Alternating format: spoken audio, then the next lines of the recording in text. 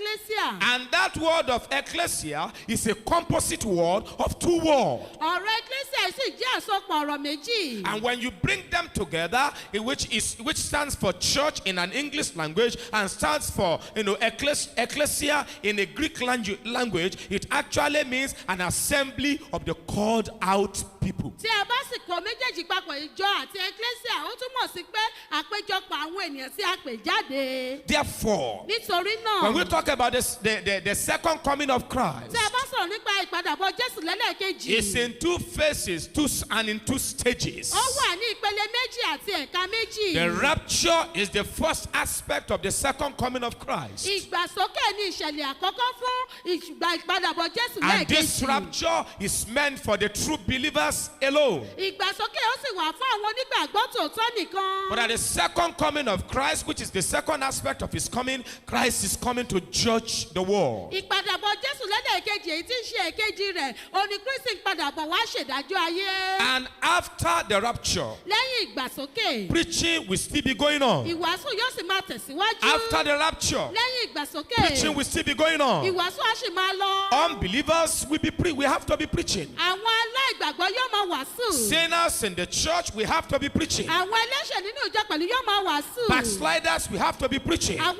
apẹ̀yìndà yóò máa wàásù. But apart from what backsliders and sinners will be doing, there is going to be an angel flying in the air, publicizing the everlasting gospel unto the people, unto the nation, unto the kindred, and unto the people. Yàtọ̀ sí tí àwọn ẹlẹ́ṣẹ̀ àti àwọn apẹ̀yìndà ó máa ṣe, àwọn áńgẹ́lì yóò máa fò káàkiri àwọn sọ́mọ̀, wọ́n sì máa kéde ìrere fún àwọn èèyàn, ilé ọba àti fún gbogbo What does ẹ̀gbìn. you see? If you are a student of the Bible, Tí o bá jẹ́ akẹ́kọ̀ọ́ Bíbélì, you will understand òye ayé that ọ. from Revelation chapter 4 to chapter 16 is talking about the great tribulation after the people of God have left this world. Pé ìfihàn orí kẹrin títí dé orí kẹrìndínlógún ń sọ àfihàn ìbínú ńlá tí ó ṣẹlẹ̀ lẹ́yìn ìgbà tí àwọn onígbàgbọ́ bá ti kúrò nínú ayé And if you yìí. look at Revelation chapter 14 verse 6, Tí a bá wo ìfihàn orí kẹrìnlá ẹsẹ̀ kẹfà. and I saw another angel fly in the midst of heaven, having the everlasting gospel to preach unto them that dwell on the earth, and to every nation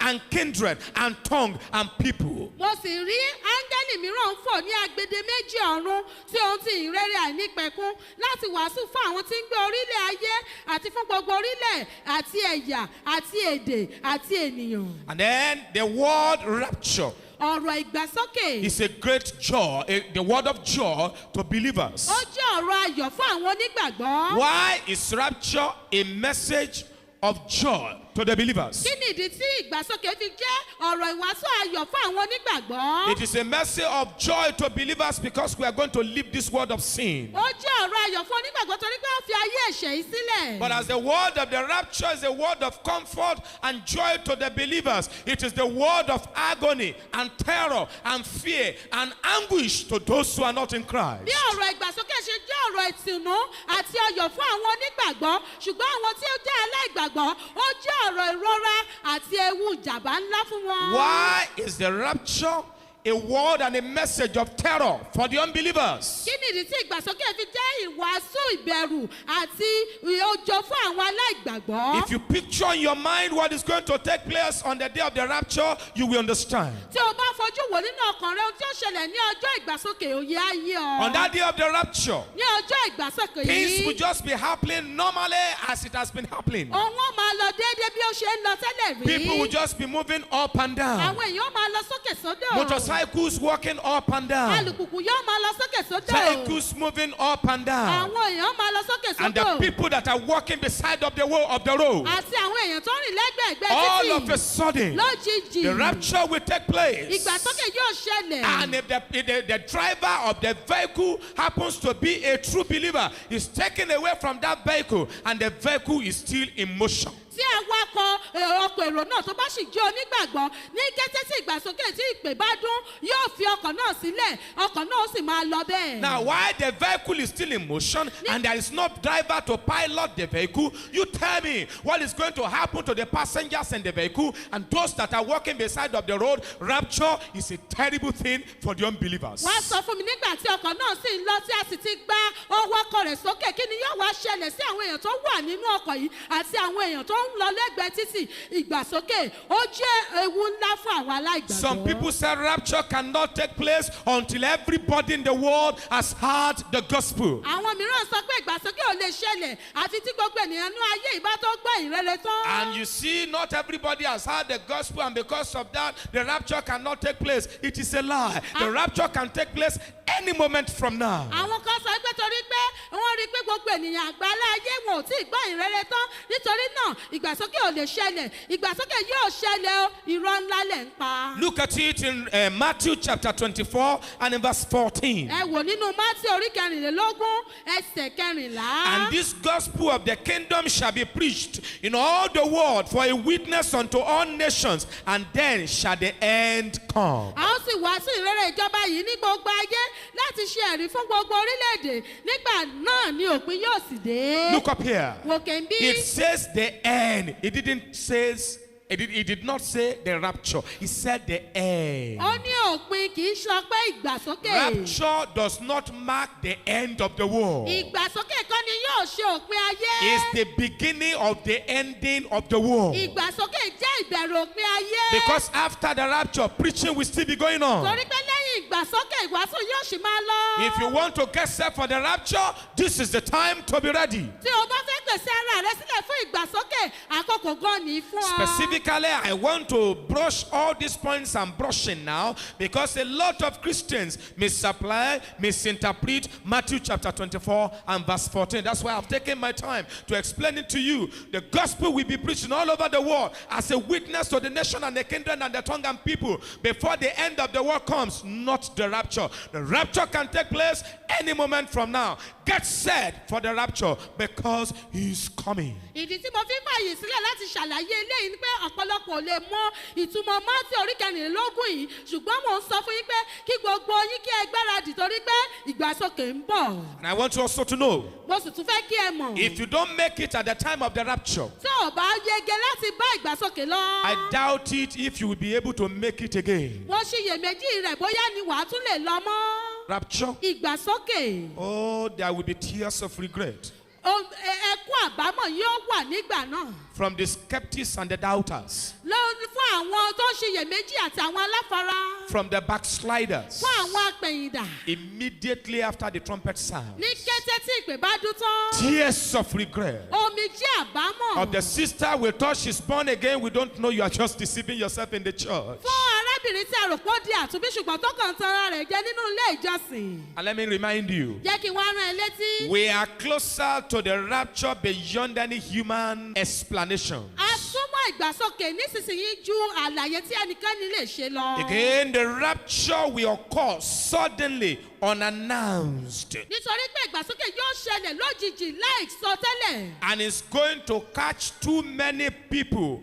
Number one, unaware. Number two, unprepared. yóò sì bá ọ̀pọ̀lọpọ̀ alákọ̀ọ́kọ́ láìkíyèsára èkejì láìmọ̀. The question is, ìbéèrè náà wá nìyí. are you prepared for the rapture? ǹjẹ́ ìwọ wá gbáradì fún ìgbàsókè bí? Or you are still preparing? àbí o ṣẹ̀ ń gbáradì sílẹ̀ ni? Two things now. o méjì. Are you prepared or you are just preparing? ǹjẹ́ o ti gbáradì náà fún ìgbàsókè àbó o ṣẹ̀ṣẹ̀ ń gbáradì fún ni? Please run for your dear life. jọ̀ọ́ sá àsálà fún ẹ̀mí rẹ. Please put your house in order. jọ̀ọ́ ṣètò ilé rẹ. Why? kí nìdí? The rapture will take place any moment from now. ìgbàsókè yóò ṣẹlẹ̀ ní ìgbàkigbà sísinsìnyí. And that leads me to what we are having today. eléyìí ló wá mú mi lọ síbi tí a ní ní èní. Talking on the resurrection of the dead. mo ń sọ̀rọ̀ lórí àjíǹde òkú. The resurrection of the dead. àjíǹde òkú. Now turn your Bibles with me to 1 Thessalonians chapter 4. ṣí bẹ́ẹ̀lì rẹ pẹ̀lú mi lọ sí tẹsánníkà kìíní orí kẹrin. 1 Thessalonians chapter 4. tẹsánníkà kìíní orí kẹrin. Reading there from verse 13. à ń kà láti láti ẹsẹ̀ kẹtàlá. Turn your Bibles with me. This is Bible study. Ṣí bíbélì rẹ pẹ̀lú mi torí ẹ̀kọ́ bíbélì la wà yìí. But I will not have you to be ignorant, brethren, concerning them which are asleep, that ye sorrow not, even as others which have no hope. Ṣùgbọ́n àwa kò fẹ́ kí ẹ̀yin kí ó jẹ́ òpè ara ní ti àwọn tí ó sùn pé kí ẹ má bínú jẹ́ gẹ́gẹ́ bí àwọn yòókù tí kò ní ìrètí. For if we believe that Jesus died and rose again, even so them also which sleep in Jesus will God bring with him. Nítorí bí àwa bá gbàgbọ́ pé Jésù ti kú, ó sì ti jíǹde, gẹ́gẹ́ bẹ́ẹ̀ ni Ọlọ́run yóò mú àwọn tí ó sùn pẹ̀lú nínú Jésù wá pẹ̀lú ara rẹ̀. For this we say unto you by the word of the Lord. Nítorí èyí ni àwa wí fún yín nípa ọ̀rọ̀ Olúwa. Look up here. Wòkè ń bì. This is not the word of the politicians that we give a lot of promises but won't be able to fulfill. Eléyìí kì í ṣe ọ̀rọ̀ àwọn olóṣèlú tí wọ́n ṣe ọ̀pọ̀lọpọ̀ ìlérí tí wọn ò ní mú ṣẹ. This is not the word of a particular prophet that is wearing white garment and carrying a large rod. Kì eléyìí kì í ṣe ọ̀rọ̀ wòlíì kan tó gbọ̀pá ńlá dání tí ó sì ti ń wọṣọ funfun gẹ̀rẹ̀yẹ̀ He kiri. says, this is the word of the Ó Lord. ní èyí ni ọ̀rọ̀ Olúwa. For this we say unto you by the word of the Ó Lord. ní èyí ni àwa wí fún yín nípa ọ̀rọ̀ Olúwa. This is not the word of a particular charlatan that is speaking out of a wrong spirit. Kì í ṣe nípa ẹni ẹlẹ́mìí àmọ́ kan tí ń fi ẹ̀mí àmọ́ rẹ̀ sọ̀rọ̀. This is what we say unto you by the word of the Lord. Èyí ni àwa wí fún yín nípa ọ̀rọ̀ Olúwa. That we which are alive and remain unto the coming of the Lord shall not prevent them which are asleep. Pé àwa tí ó wà láàyè tí a sì kù lẹ́yìn ìdè àti wọ́ Olúwa bí ó ti wù kí ó rí kì yóò ṣáájú àwọn tí ó sùn. For the Lord himself shall descend from heaven with a shout, with the voice of the archangel, and with the trump of God, and the dead in Christ shall rise first. Nítorí Olúwa tìkára rẹ̀ yóò sọ̀kalẹ̀ láti ọ̀run wá tí ohun ti ariwo pẹ̀lú ohun olórí àwọn áńgẹ́lì àti pẹ̀lú ìpè Ọlọ́run àwọn òkú nínú Kristi yóò sì kọ́ jíǹde. Then we which are alive and remain shall be caught up together with them in the clouds to meet the Lord in the air, and so shall we ever be with the Lord. Nígbà náà ni a ó sì gba àwa tí ó wà láàyè tí ó sì kù lẹ́yìn sókè pẹ̀lú wọn sínú àwọn sánmọ̀ láti pàdé Olúwa ní ojú ọ̀run, bẹ́ẹ̀ ni àwọn ó sì máa wà títí láé lọ́dọ̀ Olúwa. Give me a good amen there. Àmín. I said, give me a good amen there. Àmín. Wherefore, comfort one another with this word. Nítorí náà ẹ máa fi ọ̀rọ̀ wọ̀nyí tu ara yín nínú. Rapture to the true believer is a word of comfort. Ìgbàsókè fún àwọn onígbàgbọ́ tòótọ́ ọ̀rọ̀ ìtùnú ni. Rapture for those who are living an intimate relationship with God. No secret wife somewhere, no concubine somewhere, no fighting, no polygamy, nothing of evil. Rapture is a word of comfort. Ọ̀rọ̀ ìgbàsókè ọ̀rọ̀ ìtùnú ni fún àwọn tí ó ní ìbáṣepọ̀ tó gúnrégé pẹ̀lú Ọlọ́run tí wọn ò ní aya ìkọ̀kọ̀ níbìkan tí wọn ò máa yan àlè káàkiri ọ̀rọ̀ ìtùnú ló jẹ́ fún wa. Rapture. Ìgbàsókè. When the rapture will take place, you and I will be there in Jesus' name. Amen. Nígbà tí ìgbàsókè yóò bá ṣẹlẹ̀ wọ àtẹ̀mí yóò wà níbẹ̀ lórúkọ Jésù. The resurrection of the dead. Àjíǹde òkú. Immediately after the rapture. Ní kété lẹ́yìn ìgbàsókè. In fact, it is the rapture that will usher in the resurrection of the dead. Àní ìgbàsókè ni ó pe àjíǹde àwọn òkú wọlé wá. It's not everybody in the church that will go in the time of the rapture. Kì í ṣe gbogbo ènìyàn tó wà nínú ìjọsìn ni ó lọ ní àkókò ìgbàsókè. It's not all the pastors that are ministering over the TV and radio and everywhere around that we go at the time of the rapture. Kì í ṣe gbogbo àwọn oníwàásù orí amóhùnmáwòrán tó sì wà káàkiri ni ó lọ lẹ́yìn ìgbàsókè. It is the people that are preaching and they are doing what they are preaching. Àwọn ènìyàn tí wọ́n wàásù tó sì ṣe ohun tó ń wàásù lé Those who lórí. did not major on prosperity. Àwọn tí wàásù wọn ò dá lórí ìlọ́rọ̀ nìkan. Those who did not just major on victory over the enemies. Àwọn tí ìwàásù wọn ò tẹ́ lórí ìṣẹ́gun lórí ọ̀tá. Those who did not just major on the interpretation of dreams and visions. Àwọn tí ìwàásù wọn ò dá lórí ìtumọ̀ àlá àti ìran. The people that major on holiness, righteousness, integrity, sobriety, humility, maturity in the sight of God. Àwọn tí ìwàásù wọn dá lórí ìwà mímọ́, ìwà ìrẹ̀lẹ̀, ìwà rere nínú Olúwa. The people that are placing their Christian lives on the spiritual scale of reference before God, measuring up their lives. Oh Lord, asking the Lord a great question. Oh Lord, am I ready for the rapture? These are the kind of the people who are amending their lives on a daily basis, ensuring that that they are keeping feed. In the morning they are keeping feed. In the afternoon they are keeping feed. In the night they are keeping feed. As they are eating they are keeping feed. As they are bathing they are keeping feed. As they are walking along the side of the road they are keeping feed. These are the people that will be able to make it at the time of the rapture. Àwọn ènìyàn tó ń gbé ìgbé ayé ẹnu wọn sí ojú òṣùwọ̀n tí wọ́n sì rí i dájú pé láàárọ̀ lọ́sàn-án lárẹ́ wọ́n ń yẹ ìgbé ayé wọn dúró déré irú àwọn bẹ́ẹ̀ ni ó bá ìgbàsókè lọ. The resurrection of the dead is one of the cardinal points of the Bible. Àjíǹde òkú ó jẹ́ àwọn ẹ̀kọ́ ńlá nínú Bíbélì. One of the cardinal points of the Bible. Ó jẹ́ ọ̀kan lára kókó ọ̀rọ̀ tó ṣe kókó nínú Bíbélì. As a matter of fact, Gẹ́gẹ́ bó ti rí. all who die in this world Gbogbo àwọn tó kú nínú ayé yìí. will undergo physical resurrection before the great white throne judgment comes. Gbogbo wọn ni wọ́n ní àjíǹde kí àkókò ìtẹ́ ìdájọ́ funfun tó dé. They will have physical resurrection. Wọ́n ní àjíǹde ti ara. They will all resurrect from the dead. Gbogbo wọn ni wọ́n jíǹde kúrò nínú òkú. And then this doctrine of resurrection of the dead shows that there will be a resurrection of the body joined with the soul to meet the Lord. Ẹ̀kọ́ yìí fi hàn pé àjíǹde ara àti ọkàn yóò ṣẹlẹ̀ ní ìsopọ̀ láti lọ pàdé Olúwa. Either in peace and joy Yálà ní àlàáfíà àti ayọ̀. or to meet the Lord as a judge in condemnation, Tàbí láti pàdé rẹ̀ bí olùdájọ́ ní ìdálẹ́bi. eternal punishment, Ìjìyà ayérayé. and torment of hell fire. Àti wàhálà ọ̀run àpáàdì. Torment. Oró ọ̀run àpáàdì. There is going to be a serious torment in the lake of fire. Oró ńlá yóò wà nínú adágún iná. When you hear about the lake of fire, Tó o bá gbọ́ nípa adágún iná. it's not a fallacy. Kì í ṣe ìtàn àhesọ. It is the truth. Òtítọ́ ni. The truth of the word of God. Òtítọ́ ọ̀rọ̀ Ọlọ́run. Amen. Àmín. The truth of the word of God. Òtítọ́ ọ̀rọ̀ Ọlọ́run. Hallelujah. Amen. It is the truth Òtítọ́ ni. that is established in the word of God. Èyí tí ó fìdí múlẹ̀ nínú ọ̀rọ̀ Ọlọ́run. You see, Jesus declared Jésù sọ in John chapter 5, ní Jòhánù orí karùn-ún verse 25. ẹsẹ̀ So karùnlélógún. verily, verily, I say unto you, the hour is coming, and now is, when the dead shall hear the voice of the Son of God, and they that hear shall live. Lóòótọ́ lóòótọ́ ni mo wí fún yín wákàtí náà ń bọ̀ ó sì dé tán nísinsìnyí nígbà tí àwọn òkú yóò gbọ́ ohùn ọmọ Ọlọ́run àwọn tí ó bá gbọ́ yóò sì yè. If you have anybody that have died amongst your relatives, Tó o bá ní ẹnikẹ́ni tó ti kú láàrin àwọn mọ̀lẹ́bí and ní. he or she was a believer before she died, Irú ẹni bẹ́ẹ̀ sì jẹ́ onígbàgbọ́ kó tó kú. glad day, wonderful day, Ọjọ́ ayọ̀ ọjọ́ ńlá. when the trumpet sounds, Nígbà tí ìpè bá dún. the privilege will be given to those who are dead in Christ first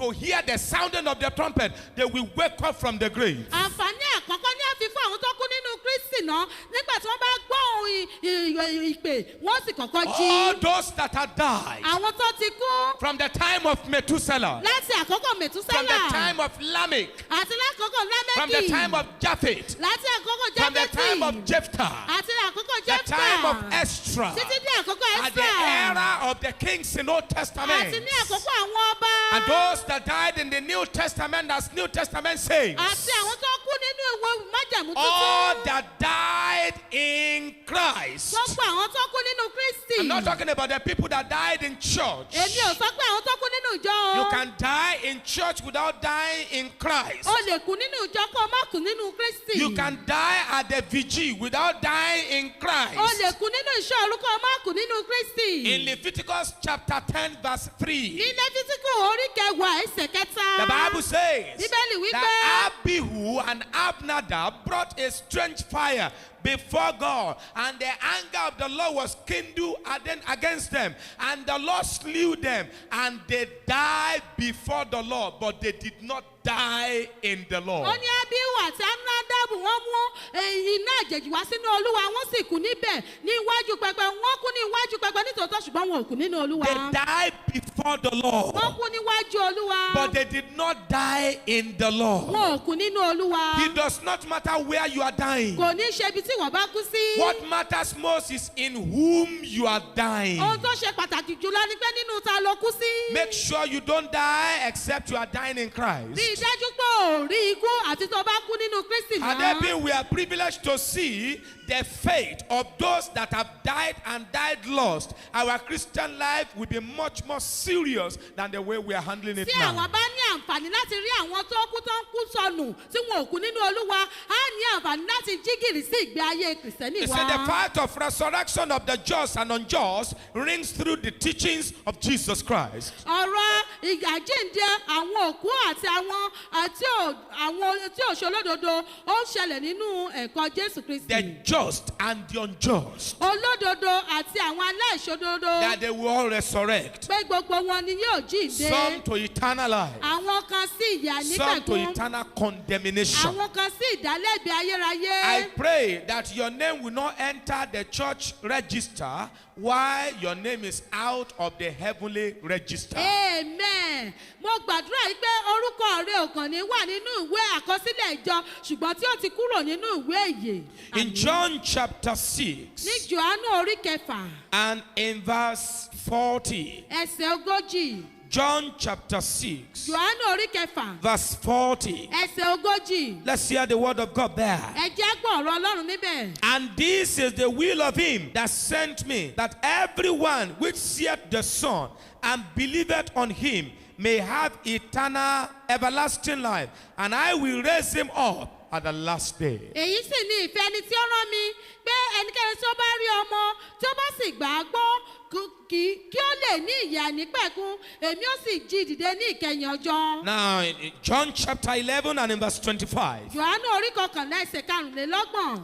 Jesus said unto her, I am the resurrection and the life. He that believeth in me, though he were dead, yet shall he live. Jésù wí fún pé èmi ni àjíǹde àti ìyè, ẹni tí ó bá gbà mí gbọ́ bí ó tilẹ̀ kú yóò yè. Matthew chapter 16. Mátì orí kẹrìndínlógún. Matthew chapter 16. Mátì orí kẹrìndínlógún. Reading there from verse 21. Mò ń kà láti ẹsẹ̀ kọkànlélógún. It reads, and I quote, Wọ́n kọ sílẹ̀ mo sì kà á. From that time forth began Jesus to shew unto his disciples how that he must go unto Jerusalem and suffer many things of the elders and chief priests and scribes, and be killed and be raised again the third day. Láti ìgbà náà lọ ni Jésù ti bẹ̀rẹ̀ sí fi hàn àwọn ọmọ ẹ̀yìn rẹ̀ bí òun kò ti lè ṣàì lọ sí Jerúsálẹ́mù láti jẹ ọ̀pọ̀ ìyà lọ́wọ́ àwọn àgbààgbà àti àwọn olórí àti àlùfáà àti àwọn akọ̀wé kí ẹ sì pa òun àti ní ijọ́ kẹta kí òun sì jíǹde. I'm trying to establish the fact that all that ever lived in this world and died in this world will resurrect one day. Èmi fẹ́ fìdí ọ̀rọ̀ ìmúlẹ̀ pé gbogbo àwọn tó ti gbénú ayé rí tẹ́lẹ̀ rí wọ́n jíǹde ní ọjọ́ kan. You see, most of us, we are conversant with what Job went through. Ọ̀pọ̀ wa la mọ ohun tí Jóòbù là kọjá. And Job spoke of his eyes and his flesh, seeing God after worms have destroyed his earthly tabernacle. Jóòbù sọ nípa ojú àti ẹran ara rẹ̀ pé wọn yóò rí Ọlọ́run lẹ́yìn ìgbà tí ìkan bá jẹ ẹran ara wọn run. According to Job, Gẹ́gẹ́ bí Jóòbù chapter 19, orí kọkàndínlógún from verse 25 to 27. láti ẹsẹ̀ karùnléníogún sí Isaiah ìkẹtàdínlọ́gbọ̀n. also spoke of the earth casting out the dead. Àìsáyà sọ nípa ilẹ̀ tí yóò ti àwọn òkú inú rẹ̀ bọ́ síta. I like us to read it together. Ẹ jẹ́ àjọkà ti Àìsáyà yìí papọ̀. In Isaiah chapter 26, Àìsáyà orí kẹrìndínlọ́gbọ̀n from verse 14. láti ẹsẹ̀ kẹrìnlá. Isaiah chapter 26, Àìsáyà orí kẹrìndínlọ́gbọ̀n. and reading there from verse 14. Mò ń kà láti ẹsẹ̀ kẹrìnlá. They are dead, they shall not live. They are deceased, they shall not rise. Therefore, hast thou visited and destroyed them, and made all their memory to perish. Àwọn òkú wọn kì yóò yè. Àwọn tí ń gbé ìsà òkú wọn kì yóò dìde. Nítorí náà ni ìwọ ṣe bẹ̀ wọ́n wò, tí o sì pa wọ́n run, tí o sì mú kí gbogbo ìrántí wọn parun. Thou hast increased the nation, O Lord. Thou hast increased the nation. Thou art glorified. Thou hast removed it far unto all the ends of the earth. Ìwọ ti mú orílẹ̀-èdè bí sí Olúwa. Ìwọ ti mú orílẹ̀-èdè bí sí. Ìwọ ti di ẹni àyìn lógo. Ìwọ ti sún gbogbo ààlà síwájú. Lord, in trouble have they visited thee. They pour out a prayer when thy chastening was upon them. Olúwa nínú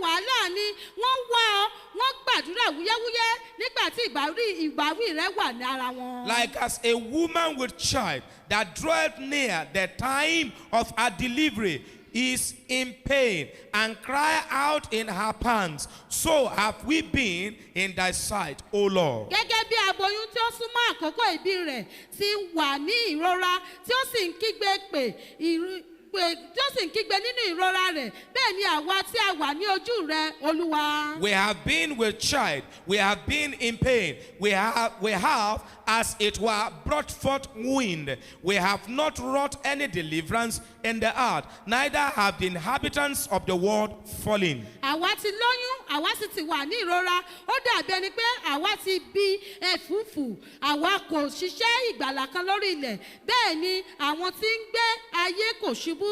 Thy dead men shall live, together with my dead body shall they arise. You see that? Awake and sing, ye that dwell in dust, for thy dew is as the dew of herbs, and the earth shall cast out the dead. Àwọn òkú rẹ yóò yè, òkú mi wọ́n dìde, ẹ jí ẹ sì kọrin, ẹ̀yin tí ń gbé inú ekuru, nítorí ìrì ewébẹ̀ ni ilẹ̀ yóò sì sọ àwọn òkú jáde. When the trumpet sounds, nígbà tí ìpè bá dún, the dead bodies, àwọn òkú tó ti those kú, that died, àwọn tó ti kú, and some of their bodies were being used and being converted to blocks to build house. àwọn mìíràn tí a sì lè lò lára àwọn ẹran ara wọn láti mọ bíríkì láti kọ́ ilé. Some of the thieves that died and they cast them into lagoon àwọn ará olè tí wọ́n pa tí wọ́n jù wọ́n sínú òkun. and been eaten up with the fishes from lagoon. tí àwọn ẹja inú òkun sì ti jẹ ẹran ara wọn. When the trumpet sounds, nígbà tí ìpè bá dún. and if they happens to be unbelievers as they were, tí wọ́n bá jẹ́ aláìgbàgbọ́ bí tẹ́lẹ̀. they will still be there wọ́n wà níbẹ̀. until after the millennial reign of Christ. títí di ẹ̀yìn ìjọba ẹgbẹ̀rún ọdún ti Kristi. After the millennial reign of Christ, lẹ́yìn ìjọba ẹgbẹ̀rún ọdún ti Kristi. the fish that ate them, ẹja tó jẹ wọ́n. and meanwhile, the fish that ate them had been killed and been eaten up with some other people. The people will vomit the fish will vomit those that have eaten, and they get up to the white throne judgment. They go to take their judgment. bí wọ́n bá tiẹ̀ ti pa ẹja yìí tí wọ́n ti jẹ́, àwọn tó jẹ ẹja yìí yóò pa ẹja yìí yóò pa àwọn òkú tó ti jẹ tẹ́lẹ̀, gbogbo wọn wà dìde yan lọ síwájú tẹ́ ìdájọ́ náà. All the people that got burnt up at Sosoliso aircraft at Lisa. gbogbo àwọn tí Sosoliso ọkọ̀ bàálù tó pa ní Lisa. And the people that died alongside with Pastor Bimbo Odukoya in Port Harcourt. àti àwọn tó pẹ̀lú olùṣègùn bíi olùkọ́yà kúkú ní Port Harcourt. If there happens to be a believer, tí wọ́n bá jẹ́ onígbàgbọ́. when the trumpet sounds, nígbà tí ìpè bá dún. they will rise up from the dead. wọ́n jí dìde kúrò ní òkú. According to the book of Isaiah, gẹ́gẹ́ bí ìwé it said Àìsáyà. the dead will sing out for joy. ó ní àwọn òkú yóò kọrin fún ayọ̀. The Bible says in the book of Isaiah on the day of the rapture that the trees of the field will clap their hands. Bíbélì sọ nínú ìwé Àìsáyà pé ní ọjọ́ ìgbàsókè àwọn igi igbó yóò pàtẹ́wọ́. And the people will rejoice greatly àwọn èèyàn sì yọ ayọ̀ because ńlá. man is going to his eternal home. torí pé ènìyàn ń lọ sílé rẹ̀ ayérayé. We leave this world without saying a goodbye. ó fi ayé ìsílẹ̀ láì sọ pé dìgbò We will ṣe. see the Redeemer that redeemed our souls. a ó rí olùràpadà tó rọ ọkàn wa padà. We sing joy. a ó kọrin We ayọ̀. sing happiness. A ó kọrin We ìdùnnú. sing happily. a ó kọrin tayọ̀tayọ̀. Everybody will congregate together gbogbo ènìyàn sì parapọ̀. to sing for joy. láti kọrin ayọ̀. Job spoke about it. Jóòbù sọ̀rọ̀ nípa rẹ̀. Isaiah spoke about it. Àìsáyà náà sọ nípa About the rẹ̀. resurrection of the dead. nípa àjíǹde àwọn òkú. Daniel spoke of the awakening of many that sleep, many that died in the dust. Daniel sọ nípa jíjí àwọn ọ̀pọ̀lọpọ̀ tí ó ti sùn nínú ẹ̀rùpá ilẹ̀. Some to everlasting life, àwọn mìíràn sì yà nípẹ̀kun. and some to shame and everlasting contempt. àti àwọn mìíràn sì tìjú ẹ̀gàn nípẹ̀kun. According to Daniel chapter 12 verse 2. gẹ́gẹ́ bí Daniel orí kejìlá ẹsẹ̀ kejì. In like manner, David spoke. bákan náà ni David sọ̀rọ̀. Let's read it together. ẹ jẹ́ a jọ kà á papọ̀. In Psalm 16. orin David orí kẹrìndínlógún. Psalm 16 orin David orí kẹrìndínlógún. verse 10. ẹsẹ̀ kẹwàá. Are you there? ṣé o ti wà ń bẹ̀? Psalm 16 orin David orí kẹrìndínlógún. verse 10. ẹsẹ̀ kẹwàá. For thou wilt not leave my soul in hell, neither wilt thou suffer thy Holy One to see corruption. nítorí ìwọ kì yóò fi ọkàn mi sílẹ̀ ní ipò òkú, bẹ́ẹ̀ ni ìwọ kì yóò jẹ́ kí ẹni mímọ́ rẹ kí ó rí ìdíbàjẹ́. Psalm 17 orin Dáfídì orí kẹtàdínlógún. verse 15. Ẹsẹ̀ kẹẹ̀dógún. As for me, I will behold thy face in righteousness. I shall be satisfied when I awake with thy likeness. Bí ó ṣe ti èmi ni, èmi ó máa wo ojú rẹ ní òdodo. Àwòrán yẹn rí òtẹ́ mi lọ́rùn nígbà tí mo bá jí. You see that one? Sórí. When you invariably wake up from the dead, Nígbà tó bá jí kúrò nínú òkú. and you behold the radiance in the face of your master and savior, Jesus Christ. Tí o sì rí ẹwà tó ń tàn yín ní ojú ọ̀gá rẹ Oh, Jésù the Kristi. satisfaction. Ìtẹ́lọ́rùn ńlá. Oh, the wonderful, indescribable joy Ayọ̀ tí a ò lè ṣàkàwé. that will flood your mind. Tí ó kún ní ọlọ́kàn. When story becomes glory. Nígbà tí ìtàn wá di ògo. When history becomes a reality. Nígbà tí ìtàn wá di ìdánilójú. When hope becomes a handleable testament in your hand. Nígbà tí ìrètí ó wá di ohun tó mú dání I báyìí. pray you will be there on that day in Jesus' name. Amen. Mo gbàdúrà pé ó wà bẹ́ẹ̀ ní ọjọ́ náà lórúkọ Old Testament Jésù. saints, they said the same thing. Àwọn ènìyàn mímọ́ májẹ̀mú láíláí náà sọ The nǹkan kan same thing náà. with the New Testament saints. Àti ènìyàn mímọ́ májẹ̀mú tuntun. Even Herod the king, the wicked king, Áírọ̀dù ọba búburú ni. and the generality of the people of his days, they also believed in the resurrection of the dead. Àti gbogbo ènìyàn àkọ́kọ́ rẹ̀ gbàgbọ́ nínú àjíǹde òkú. According to Mark chapter 6, from verse 14 to 16. Gẹ́gẹ́ bí Máàkù orí kẹfà ẹsẹ̀ kẹrìnlá sí ìkẹrìndínlógún. And when the people of God will resurrect at the sound of the trumpet, Nígbà tí àwọn ènìyàn Ọlọ́run yóò jíǹde nígbà tí wọ́n bá gbọ́ ohùn ìpè. their resurrected body will be exemplified by the glorified body that Jesus had when he resurrected physically from the dead. Ògo Jésù Kristi, òun ni yóò bò wọ́n nígbà tí wọ́n bá jíǹde. What I'm saying is this. Ohun tí mò ń sọ nìyí. The kind of resurrected body that Jesus had when he resurrected from the dead Irú àgọ́ ara tí Jésù Kristi ní nígbà tó jíǹde kúrò nínú òkú. will be the same resurrected body with which the dead in Christ will wear after they have resurrected. Òun náà ni yóò jẹ́ irú àgọ́ ara tí àwọn òkú nínú Kristi yóò gbé wọ̀ nígbà tó bá jíǹde. And you know that Jesus is the first fruit, O sì mọ̀ pé Jésù ni àkọ́bí. the first fruit Àkọ́bí. who had tasted resurrection. Èyí tó ti kọ́kọ́ tọ́ àjíǹde wò. He died Ó kú.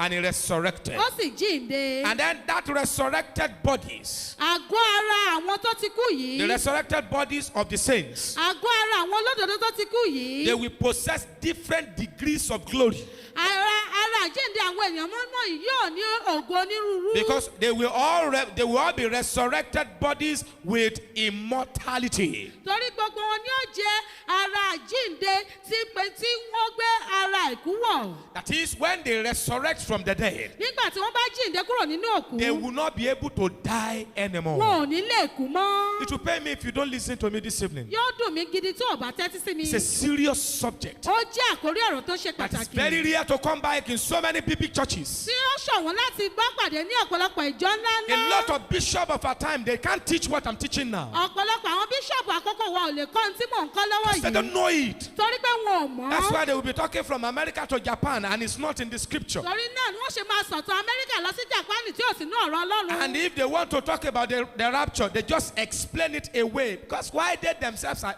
how can you give what you don't have? They are ignorant of the in-depth of that message itself. Tí wọ́n bá fẹ́ ṣàlàyé ìgbàsókè, wọ́n kàn ṣàlàyé rẹ̀ léfèrèfé torí pé ohun tí wọn ò ní ni wọn ò lè fi fún yàn. Let's look at 1 Corinthians chapter 15. Ẹ jẹ́ wo Kọ́ríńtì kìíní orí kẹẹ̀ẹ́dógún. 1 Corinthians chapter 15 Kọ́ríńtì kìíní orí kẹẹ̀ẹ́dógún. from verse 39. Láti ẹsẹ̀ kọkàndínlógójì. Are you there? Ṣé o ti wà níbẹ̀? From verse 39. Láti ẹsẹ̀ kọkàndínlógójì. All flesh is not the same is not the same flesh, Gbogbo rárá kì í ṣe rárá kan náà. but there is one kind of flesh of men, another flesh of beasts, another of fishes, and another of birds. Ṣùgbọ́n ọ̀tọ̀ ni ẹran ara ti ènìyàn, ọ̀tọ̀ ni ẹran ara ti ẹranko, ọ̀tọ̀ ni ti ẹja, ọ̀tọ̀ sì ni ti ẹyẹ. And there are also celestial bodies and bodies terrestrial, but the glory of the celestial is one, and the glory of the terrestrial is another. Ara ti òkè ọ̀run ń bẹ, ara ti ayé ṣùgbọ́n ògo ti òkè ọ̀run ọ̀tọ̀ ògo ti ayé ọ̀tọ̀.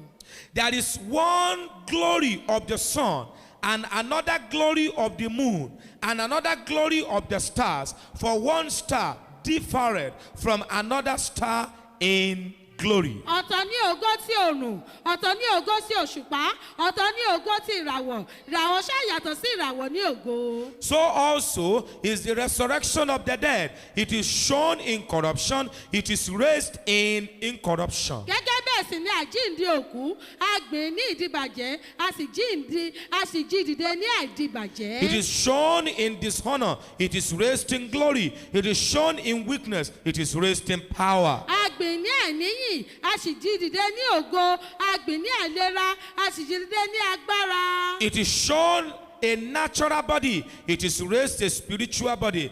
There is a natural body and there is a spiritual body. a gbìn ní ara ìyára a sì jí dìde ní ara ẹ̀mí bí ara ìyára bá ń bẹ ara ẹ̀mí sì ń bẹ. What does it mean? kí leléyìí túmọ̀ sí. According to your faith in Christ, gẹ́gẹ́ bí ìgbàgbọ́ rẹ nínú Kristi. according to your close walk with Him, bí o bá ṣe súnmọ́ pẹ́kípẹ́kí ẹ̀sìn jọ rẹ̀ based on your righteousness and holiness in Him, á dá lórí ìgbà òdodo rẹ àti ìwà mímọ́ rẹ that nínú will rẹ̀. determine the parameter of the celestial and the terrestrial body in kind of glory you will possess after you have literally resurrected from the dead. eléyìí ní ọ̀dà lórí irú àgbára tó gbé wọ̀ bóyá ti ọ̀run ni àbí ti ayé yìí nígbà tó bá jí. How many of us knows that no single star can stand the shining of the sun? ta ló lè sọ fún wa. How many of us knows àwa mélòó ni a mọ̀ that no single star bẹ́ẹ̀ kò sí ìràwọ̀ kan that can stand, that can withstand, that can outshine the light of the sun? tó lè tàn ju ìmọ́lẹ̀ ọ̀run lọ. And you cannot compare the light of the sun to that of the moon. bẹ́ẹ̀ ló sì lè fi ìmọ́lẹ̀ ọ̀run wé ti òṣùpá. We have thousands upon thousands and thousands and millions, trillions and battalions, stars in the firmament, and they have unique name before God. God knows their name one by one. ọ̀gọ̀ọ̀rọ̀ àwọn ìràwọ̀ ló ń bẹ lójú ọ̀run tó ṣe pé ó pọ̀ ju táwọn gan lè kà lọ ṣùgbọ́n Ọlọ́run mọ orúkọ wọn lẹ́yọ kọ̀ọ̀kan. They don't bear the same name. wọn kì í jẹ́ orúkọ They kan don't náà. walk the same way. wọn kì í ṣiṣẹ́ kan They náà. don't shine the same wọn kì way. í tàn bákan They náà. outshine one wọ́n another. máa ń tàn jura wọn lọ. So also, bẹ́ẹ̀ gẹ́gẹ́ when believers will be resurrecting, nígbà tí àwọn àjíǹde some nígbàgbọ́ jíǹde will possess the glory of the star. àwọn kan ní ògo ti ìràwọ̀. Some will possess the glory of the sun. àwọn kan ní ògo ti òrùn. Some will possess the glory of the moon. àwọn kan yóò ní ògo ti Some will òṣùpá. possess the glory of Christ. àwọn kan yóò ní Yeah, ògo Kristi fúnra I want rẹ̀. to possess the glory of mo Christ. fẹ́ ní ògo bíi ti Kristi fúnra What does the rẹ̀. Bible say? kí ni Bíbélì sọ? In 1 John chapter 3. ní Jòhánù kìíní orí kẹta. 1 John chapter 3. Jòhánù kìíní orí kẹta. Reading there from verse 1 to 3. à ń kà láti ẹsẹ̀ kìíní sí kẹta. Behold, what manner of love the Father had bestowed on us, that we should be called the sons of God. Therefore the world knoweth us not, because it knew him not. ẹ wo orúfẹ́ tí bàbá fi fẹ́ wa tí à ń fi ń pè wá ní ọmọ Ọlọ́run bẹ́ẹ̀ ni aṣẹ́ ẹ̀jẹ̀ nítorí èyí ni ayé kò ṣe mọ̀ wá nítorí kò mọ̀. Yea, beloved, now are we the sons of God, and it does not yet appear what we shall be, but we know, and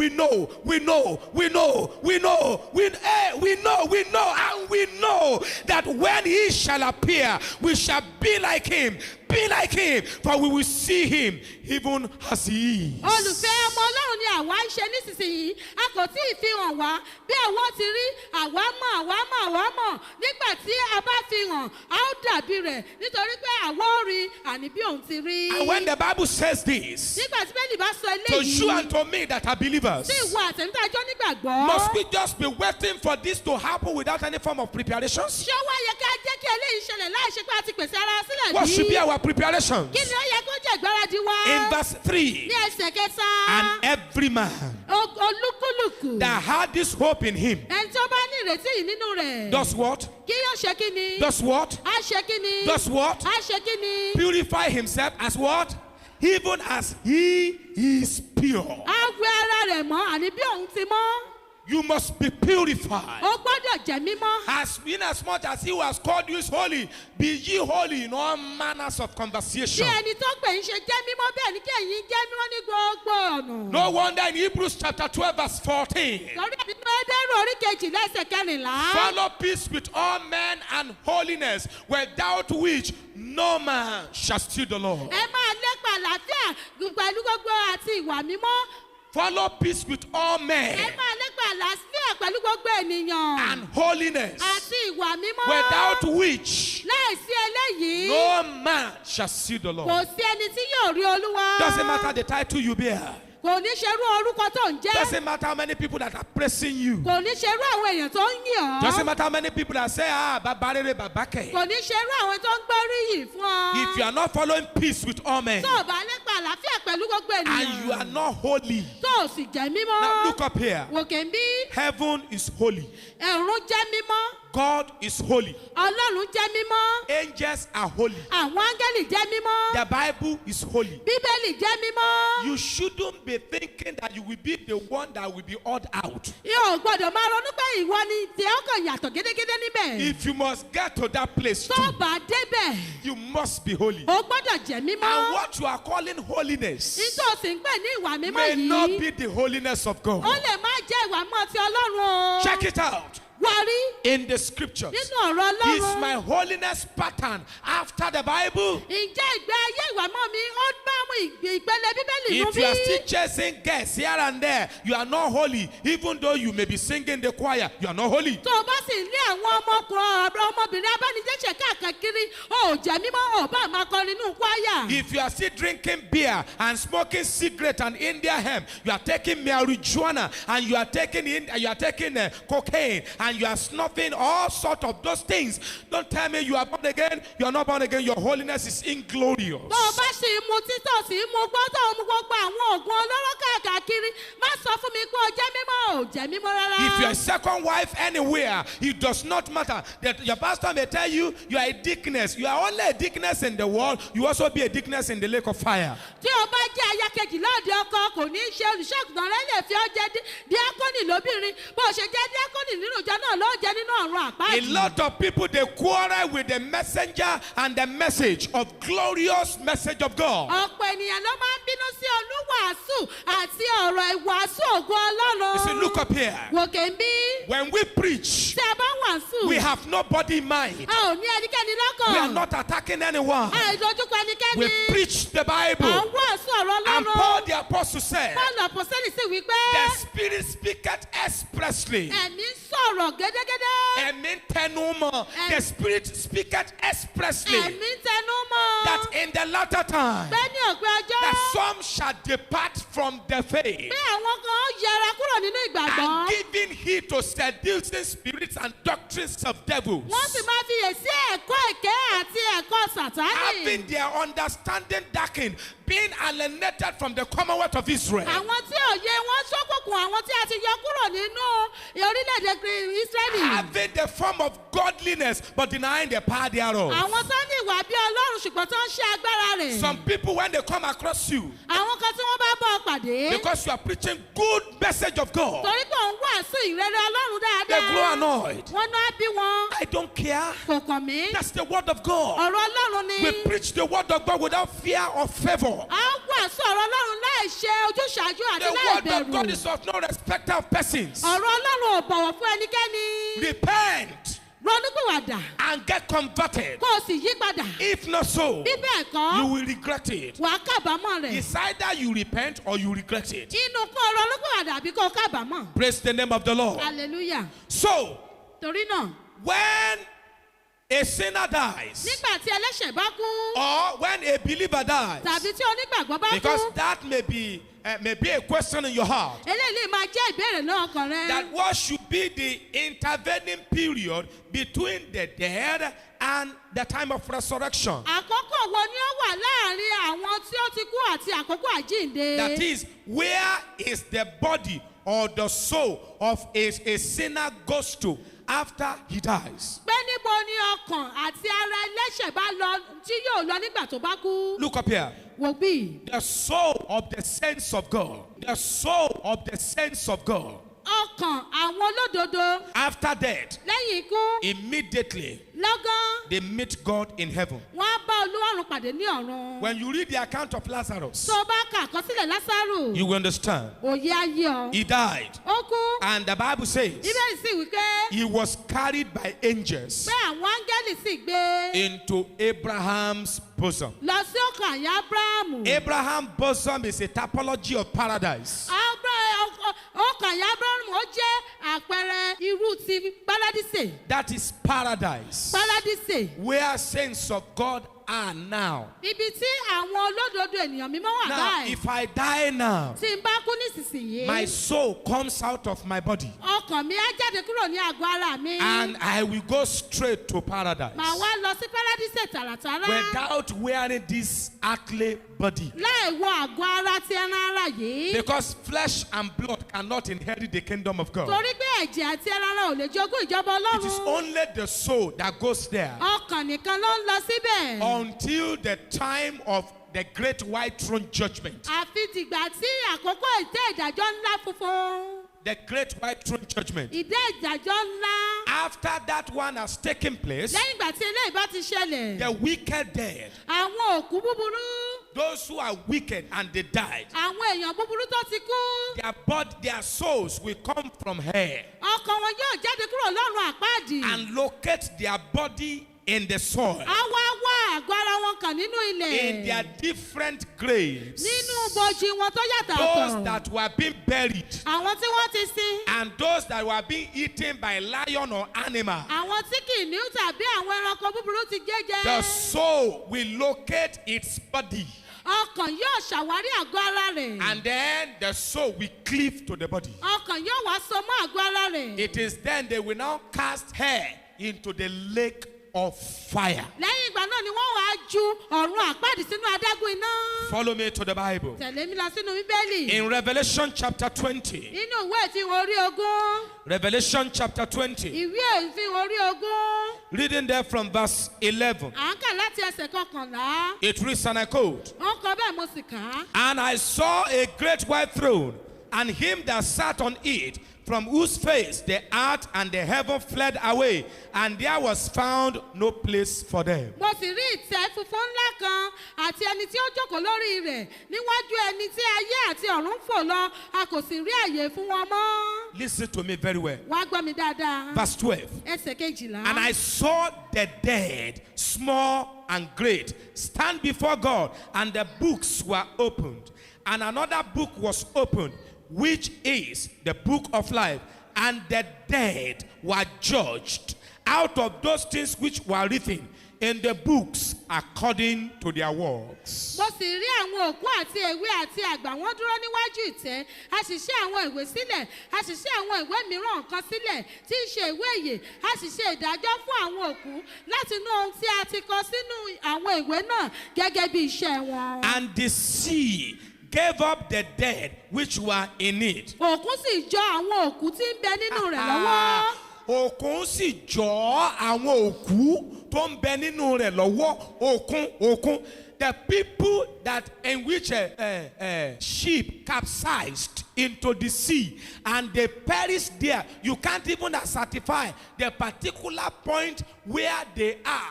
They have been buried in the sea. When at the time of the great white throne judgment, the sea, that bar beach you see, is all over the world. He's going to release the dead in them for judgment. No hiding place for anybody. ọkọ̀ ojú omi tó dojú bolẹ̀ tí ọ̀pọ̀ èèyàn sì gbọ́ sínú òkun tí ẹ̀ lè sọ ibi tí wọ́n kú sí ṣe rí òkun yìí ó káàkiri gbogbo ayé yóò sì jọ̀wọ́ gbogbo òkú tí ń bẹ nínú rẹ̀ ní àkókò ìdè ìdájọ́ ńlá. And dead which were in them, and the dead which were in them, and they were judged, every man according to their works. Verse 13. òkú sì jọ àwọn òkú tí ń bẹ nínú rẹ̀ lọ́wọ́ àti ikú àti ìpò òkú sì jọ òkú tí ó wà nínú wọn lọ́wọ́ a sì ṣe ìdájọ́ wọn olúkúlùkù gẹ́gẹ́ bí iṣẹ́ wọn. And death and hell were cast into the lake of fire. This is the second death. àti ikú àti ìpò òkú ni a sọ sínú adágún iná èyí ni ikú kejì.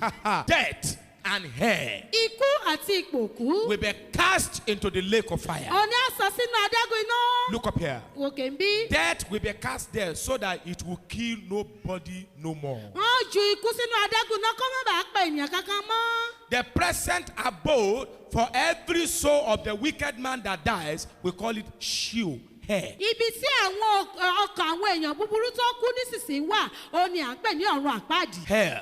Ọ̀run And it's àpáàdì. just a temporary place of torture. Ó sì wà jẹ́bi ìdálóró fúngbà díẹ̀. It's fire. Iná náà sì ni o. It's fire. Iná ni. But you don't compare the fire of hell with the fire of the lake of fire. Ó lè fi iná ọ̀run àpáàdì nísinsìnyí wé iná adágún iná. Now, in the lake of fire, Nínú adágún iná. there are several compartments of torture in it. Ọ̀pọ̀lọpọ̀ ìpele ìdálóró ló wà In ńbẹ̀. the lake of fire, Nínú adágún iná. there are thick darkness inside the fire. Òkùnkùn biribiri wà ńbẹ̀. Such darkness that you can feel. Irú òkùnkùn tó lè fọwọ́ bà. You see it there. Wàá rí níbẹ̀. Look up here. Wòkè ń bí. The inhabitant of the lake of fire, Àwọn olùgbé adágún iná. they will only be hearing the voice of other people crying in hell. They won't be opportune to see each other.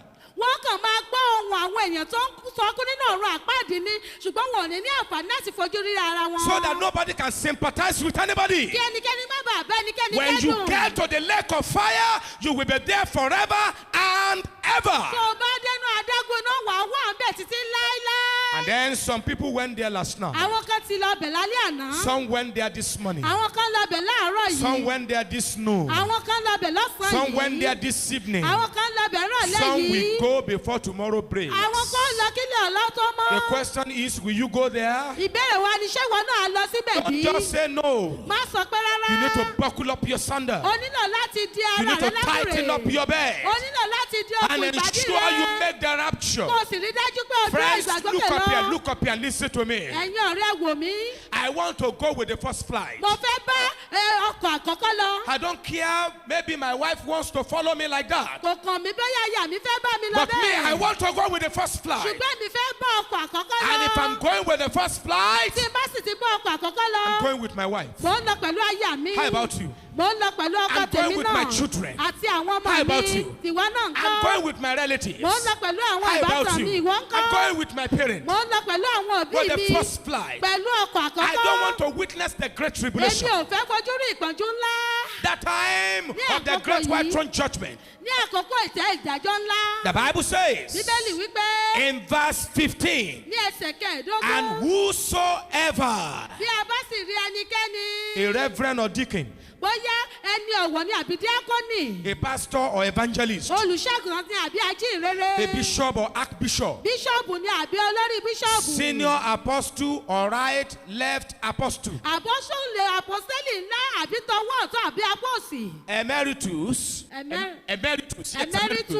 His Holiness, Ẹni ọ̀wọ̀ ńlá. His King, Ọba ńlá. the most eminent, Ẹni tó lọ́lá jù. whosoever, Ẹnikẹ́ni. whosoever Ẹnikẹ́ni. that was not found written in the book of life Tí a kò kọrúkọ rẹ̀ sínú ìwé ìyè. was cast. A sọ. What does it mean to cast it? To cast something? Kí ló túmọ̀ sí láti sọ nǹkan kan? You are doing it contrary to the wish of that fellow. Ò ń ṣe lòdì sí ìfẹ́rú ẹni bẹ́ẹ̀ ni. You see, God knows human beings that none of them will want to go there. They will help them to get there. Ọlọ́run mọ̀ pé àwọn ènìyàn ò ní fẹ́ lọ sínú adágún iná ṣùgbọ́n wọ́n ràn wọ́n lọ́wọ́ láti lọ síbẹ̀ ni. In as much as your deed in this world is evil, then you will go to the lake of fire except you repent. Níwọ̀n ìgbà tí ìṣe rẹ nínú ayé bá burú wàá lọ sínú adágún iná àfi tó bá ronú pìwàdà. Those who hate sound doctrine, Àwọn tó kórìíra ẹ̀kọ́ tó yè kóró. those who hate the preacher of righteousness, Àwọn tó kórìíra oníwàásù òtítọ́. you will see them on that day. Á rí wọn ní ọjọ́ náà. I will be in paradise, Èmi ó wà ní and they will Párádísè. be in hell, Wọ́n sì wà lọ́rùn and they will àpáàdì. see me. Wọ́n sì rí mi. Ah, look at this pastor. Ẹ wo olùṣègùtàn So yìí. truly this man loved us. Aṣọ olùṣègùtàn yìí fẹ́ràn We wa. didn't know. Oh, ma. We thought that I was only a fanatic. A kàn rò pé alágídí ni. We only thought I was too fanatical. A kàn rí pé alágídí We did not know that he was preaching it according to the scriptures. Àmọ̀ kan wàásù yìí gẹ́gẹ́ bí ọ̀rọ̀ And Ọlọ́run then ti they will wí. beckon on me Wọ́n wá pè mí to give them water. láti fún wọn lómi. I will add to their fire. Wọ́n wá fi kún iná wọn. Why? Kí nìdí? Because today Torí pé lẹ́nìí, they torture us too àwọn náà ti fi ìyà jẹ by wá. what they are saying around, Pẹ̀lú ohun tó ń sọ by káàkiri. what they are doing Pẹ̀lú around, ohun tó ń ṣe by kiri. the work of their hands, Pẹ̀lú iṣẹ́ ọwọ́ tiwọn. by the words of their mouth, Pẹ̀lú ọ̀rọ̀ ẹnu wọn. by their attitude towards the word of Pẹ̀lú God. ìṣe wọn sí ọ̀rọ̀ What does the Ọlọ́run. Bible say? Kí ni Bẹ́ẹ̀lì wí? Woe unto them that striveth against his maker. Ègbé ni fẹ́ni tí ń bẹ ẹlẹ́dàá rẹ̀ jìjàkadì. When you fight against the preacher of righteousness, woe unto you. Tó o bá ń bá oníwàásù òdodo jà, ègbé ni fún ọ. When you fight against the preacher of sound doctrine, you are calling him a name and you do a lot of things that are so callous and inimical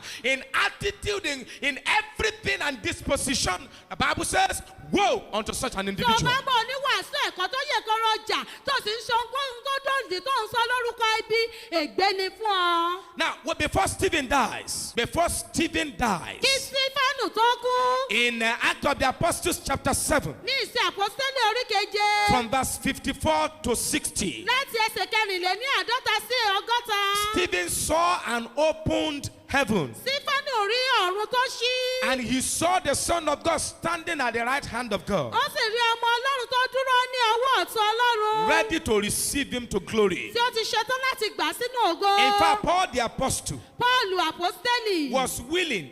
Òun náà ń fẹ́. He was willing rather to be absent from this body or to be present with the Lord. Ó ń fẹ́ pé kóun kúrò nínú àgọ́ ara yìí kóun lè wà pẹ̀lú Olúwa. On the other hand, Ní ọ̀nà mìíràn, when a sinner dies, tí ẹlẹ́ṣẹ̀ bá kú, his soul goes immediately to hell. ọkàn rẹ̀ yóò lọ́gán sí ọ̀run àpáàdì. And in hell, Ní ọ̀run àpáàdì. anyone that gets there will be conscious. He will know where he is. Ẹnikẹ́ni tó bá dé ọ̀run àpáàdì yóò mọ ibi tó wà. In hell, Nínú ọ̀run àpáàdì, you can see, o lè ríran, you will feel, o lè mọ̀ lára, you will hear. o wà á gbọ́ ràn. Only that you can't touch anything. O kàn nílẹ̀ fọwọ́ kọ̀ọ̀kan ni. You will see where you are. Wà á mọ ibi tó wà. You will not see anybody apart from yourself. Ṣùgbọ́n ò ní rí ẹnikẹ́ni yàtọ̀ sí ara rẹ. That is one of the greatest pain in hell. Ara ìrora ńlá tó wà nínú ọ̀run àpáàdì It nìyí. will be as if you are the only one there. Ó dàbí pé ìwọ nìkan ló wà ń bẹ̀. There'll be thick darkness everywhere. Òkùnkùn biribiri yóò wà káàkiri. You will not go there in Jesus' name. Amen. I thought you would say, believing amen. Amen. Now, the timing of the resurrection to life Àkókò ìgbàsókè sí àjíǹde sí ìyè. of the just and the resurrection of judgment of the unjust is clearly well spelled out in accordance with the ordained program of God. Àkókò àjíǹde sí ìyè fún àwọn olódodo àti àjíǹde sí ìdájọ́ fún àwọn aláìṣòdodo ni a ti ṣe àlàyé rẹ̀ lẹ́kùnrẹ́rẹ́ nínú ìwé mímọ́. The resurrection of the saints of God also variously been described in scriptures as resurrection to life. Gẹ́gẹ́ bí àjíǹde àwọn olódodo bẹ́ẹ̀ gẹ́gẹ́ náà ni a ti ṣe àlàyé pé àjíǹde sí ìyè. Resurrection of the just. Àjíǹde àwọn olódodo. A better resurrection. Ó jẹ́ àjíǹde tó dára. And the first resurrection. Àti àjíǹde èkíní. So altogether they have been briefly summed up in 4 phases. Ní àpapọ̀ a ti kí wọn sí kókó mẹ́rin. That is very, very unique Èyí tó sì tayọ. for you and for me to learn from. Fún òwò àtẹ̀mí láti kẹ́kọ̀ọ́ ń bẹ̀. Number 1. Àkọ́kọ́. The resurrection of Christ. Àjíǹde àkọ́bí. The resurrection of Christ who happens to be the first fruit. Àjíǹde ti Kristi tó èyí tí ń ṣe àjíǹde àkọ́bí. That you can see in 1 Corinthians chapter 15 verses 3 and 4. Èyí tí a lè rí ní Kọ́ríńtì kìíní orí kẹẹ̀ẹ́dógún ẹsẹ̀ kẹta sí ìkẹrin. Then verse 12, Àti ẹsẹ̀ kejìlá. verse 20, Ẹsẹ̀ ogún. and in verse 23. Àti ẹsẹ̀ kẹtàlélógún. Then number 2, Ìkejì. the resurrection of the church age saints at the rapture. Àjíǹde ti àwọn ènìyàn mímọ́ olódodo ní àkókò ìgbàsókè. I have already read that one to you in 1 Thessalonians chapter 4 from verse 13 to 16. Mo ti ka ilé ìfún yín ní Tẹsalóníkà kìíní orí kẹrin ẹsẹ̀ kẹtàlá sí ìkẹrìndínlógún. Number 3, Ìkẹta. the resurrection of the tribulation period saints. Àjíǹde fún àwọn ènìyàn mímọ́ ní ìgbà ìpọ́njú. Let me read that one to you. Jẹ́ n ka ilé ìfún ọ. In Revelation chapter 20, Ìfihàn orí ogún. Revelation chapter 20, Ìfihàn orí ogún. from verse 3 to 5. Láti ẹsẹ̀ kẹta sí ìkarùn-ún. And cast him into the bottomless pit, and shut him up, and set a seal upon him, that he should deceive the nations no more, till the 1,000 years should be fulfilled. And after that, he must be loosed a little season. A sì gbé sọ sínú ọ̀gbun náà. Ó sì fi èdìdì ìdí lórí rẹ̀ kí ó má bàa tan àwọn ènìyàn àwọn orílẹ̀-èdè jẹ mọ́ títí ẹgbẹ̀rún ọdún náà yóò fi pé. Lẹ́yìn èyí a kò lè ṣàìtúsílẹ̀ fún ìgbà díẹ̀. And I saw thrones, and they that sat upon them, and judgment was given unto them.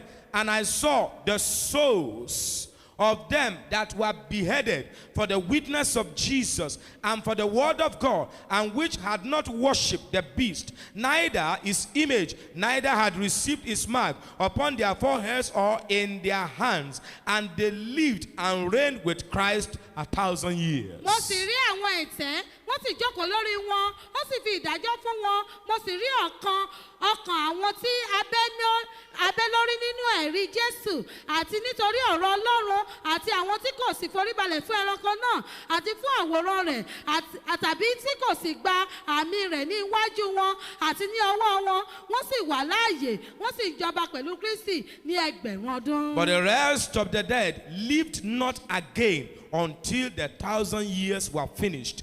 This is the first resurrection. Àwọn òkú yòókù kò wà láàyè mọ́ títí ẹgbẹ̀rún ọdún náà yóò fi pé. Èyí ni àjíǹde ìkíní. You see what I'm saying? Ṣé orí tí mò ń sọ? When the trumpet sounds, Nígbà tí ìpè bá dún, the believers who died in Christ, àwọn onígbàgbọ́ tó kú nínú Kristi all the time from Lamech, láti àkókò Lámẹ́kì, Japheth, Jáfẹ́tì, Adam, Ádámù, Noah, Nóà, Obadiah, Ọbadáyà, Málákì, all those people that died, gbogbo àwọn ènìyàn tó kú, and the New Testament saints that died in Christ, àti àwọn májẹ̀mú olódodo tó kú nínú Kristi, and even the people in our contemporary age that have died in the Lord. àti àwọn èèyàn àkókò wa tó ti kú nínú Olúwa. Just like Pastor Kumuyu's wife now. Gẹ́gẹ́ bí ayé olùṣọ́àgùtàn Kúmúyì. When the trumpet sounds, Nígbà tí ìpè bá dún, her soul will return from paradise to the earth ọkàn rẹ̀ yóò ti Párádísè wá sí ayé and yìí. locate her dead body at Ayobo Yóò sì ṣàwárí àgọ́ ara rẹ̀ ní Àyọ̀bọ́. and wake up. Yóò sì jí Look up dìde. here. Wò mí. All these things that I'm saying Gbogbo tí mò ń sọ yìí. will take place just like a snap of a finger. Here. It Gbogbo has yóò happened. ṣẹlẹ̀ bí ìṣẹ́jú kan. And I told you, Mo sọ fún ọ. when the trumpet sounds, Nígbà tí ìpè bá dún. all the news media in the world will know about it. Gbogbo oníròyìn àgbáyé yìí ni ó mọ̀ They nípa will say rẹ̀. millions of people are missing. Wọ́n á ní ẹgbẹ̀rún lọ́nà ẹgbẹ̀rún ènìyàn ti As they are sọnù. missing in Lagos, they are also missing in Czechoslovakia or United States of Bí America. wọ́n ṣe ń sọnù nílùú Èkó ni wọ́n mọ sọnù káàkiri òkè òkun. Information will come from the United States. Wọ́n fi ọ̀rọ̀ ìfọdúnrún ránṣẹ́ láti ilẹ̀ Ìròyìn, Amẹ́ríkà. information will come from United States. Ìròyìn yóò ṣe wá láti ilẹ̀ That Amẹ́ríkà. millions of people are missing. Pé ẹgbẹ̀rún lọ́nà But they are ẹgbẹ̀rún missing ènìyàn. from Lagos. Wọ́n sọnù nílùú They are missing Èkó. from Ibadan. Wọ́n sọnù níbàdàn. All of a sudden, Lójijì. all the news media in the world shall be caught up together with this single news that millions of people, the people that will not lie, the people that will not cheat, the people that will not drink, the people that will not marry second wife, the people that are living righteously, holily and unblameably before the Lord, all of a sudden they are missing, they are gone. Gbogbo oníròyìn ni ó sì jọ kọ́ tí wọ́n sì fi ìmọ̀ ṣọ̀kan pé àwọn ènìyàn ti sọnù wọ́n ti lọ. Everybody now, they are placing channels, television, and AIT. Wait until the time of the rapture. AIT have not done anything. When the rapture takes place, AIT will have more than enough work to do. Àwọn èèyàn ń gbóríyìn fún channel àti AIT ẹ dúró dìgbà tí ìgbàsókè bá dún AIT ò tí ì ṣe nǹkan kan ìgbà ìgbàsókè yóò rí ọ̀pọ̀ Thank ṣẹṣẹ. God for DSTV. Adúpẹ́ lọ́wọ́ Ọlọ́run fún Thank God DSTV. for CNN. Adúpẹ́ lọ́wọ́ Ọlọ́run fún CNN. Thank God for DASAT. Adúpẹ́ lọ́wọ́ Ọlọ́run fún And DASAT. so many stations. Àti ọ̀pọ̀lọpọ̀ ilé Thank God for the amóhùnmáwòrán. internet. Adúpẹ́ fún ẹ̀rọ Ah, they alùkáyọ̀báyé. will walk and get tired. Wọ́n ṣiṣẹ́ yóò sùn wọn. They will see what they have never seen before. Wọ́n rí tí wọn ò rí rí. When the Antichrist appears Nígbà tí aṣọ̀dì sí Kristi bá and fara sees hàn. those things from them. Tó sì gba gbogbo ẹ̀ kúrò lọ́wọ́ wọn. Look up here.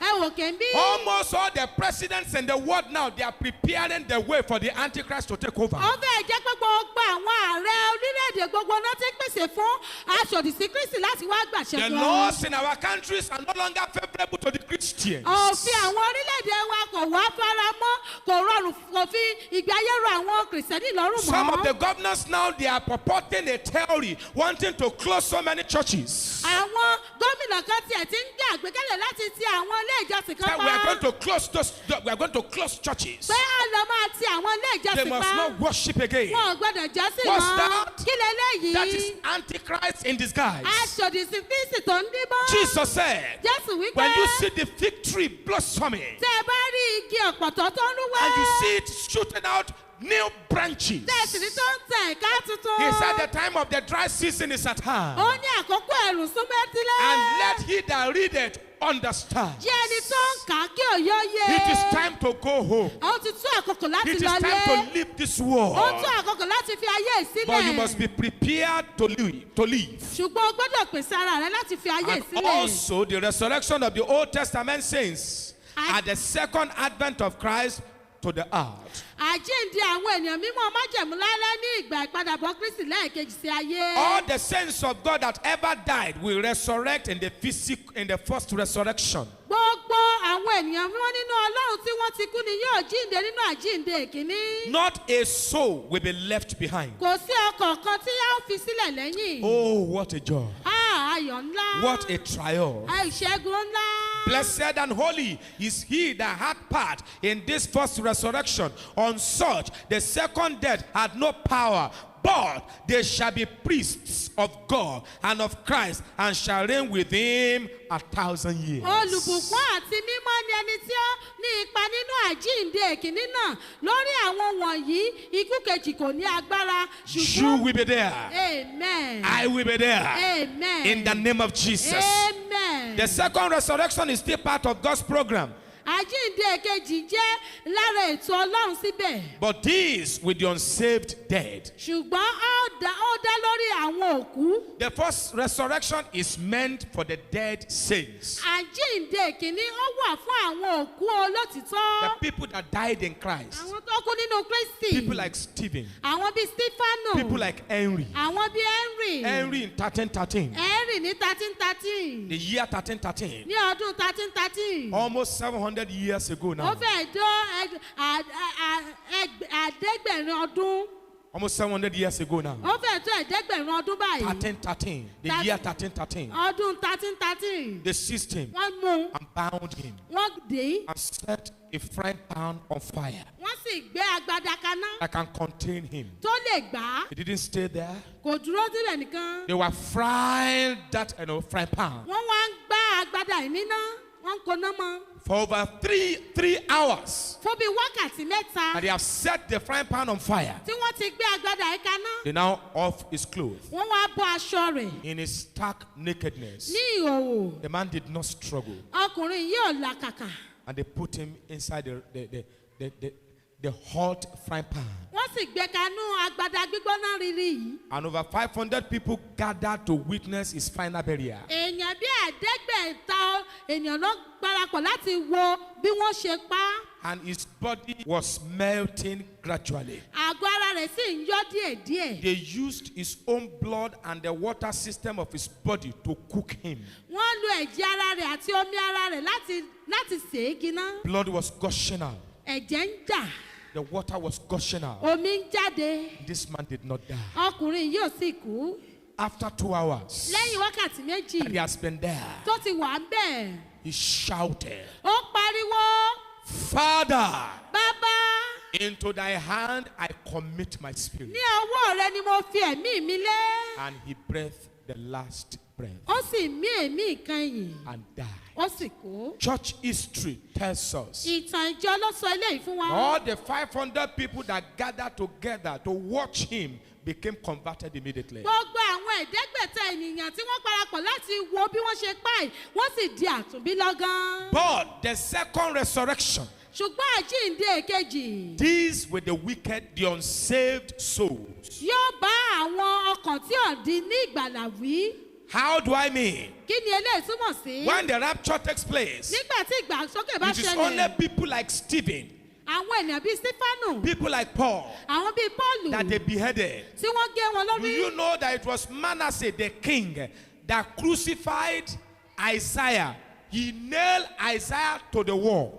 Ǹjẹ́ mọ̀ pé Mánásì ọba olókan Àìsáyà mọ́ ògiri? He nailed Isaiah to the wall. That was how Isaiah died. Bí Àìsáyà ṣe kú They nìyí, nailed him to the wall wọ́n kàn án mọ́gìrì ni. for speaking the truth. Torí pé ó ń sọ òtítọ́. When the trumpet sounds, Nígbà tí ìpè bá dún, Isaiah will get up. Àìsáyà yóò dìde. Jeremiah will get up. Jeremáyà yóò dìde. Stephen will get up. Stefanu yóò dìde. And as they are getting up, Bí wọ́n sì ṣe ń dìde yìí, you and I ìwọ àtẹ̀mí that are alive in righteousness and tí a wà holiness, láàyè nínú òdodo àti ìwà our mímọ́, body will be changed a ó pa wá lára dà. in a twinkling of an eye, Ní ìṣẹ́jú like a kan, snap of a finger. bí ìtàkà Up ọwọ́, we go in the sky òkè láó to lọ meet the Messiah in the láti heavens, bá ọ̀gá wa pàdé. and we'll be with him for 7 years in the firmament. A ó sì wà pẹ̀lú rẹ̀ ní ọdún méje ní àwọn sánmọ̀. And then the wicked sinners, Lẹ́yìn ìgbà náà ni àwọn ẹlẹ́dẹ̀ ènìyàn búburú. they will still be there in their graves Wọ́n wà níbẹ̀ nínú ìsọ̀kú until the wọn. 1,000 years of millennial reign of Christ had lapses, Títí òpin ìjọba ẹgbẹ̀rún ọdún Kristi yóò fi parí. before we all march to the white throne judgment. Kí gbogbo wa tó wá yan lọ síbi ìtẹ́ ìdájọ́ ńlá funfun. At the great white throne judgment, Ní ìtẹ́ ìdájọ́ funfun ńlá yìí. look up here. Wòkè ń bí. Please, if you don't listen, if I see you not listening, I will send you out.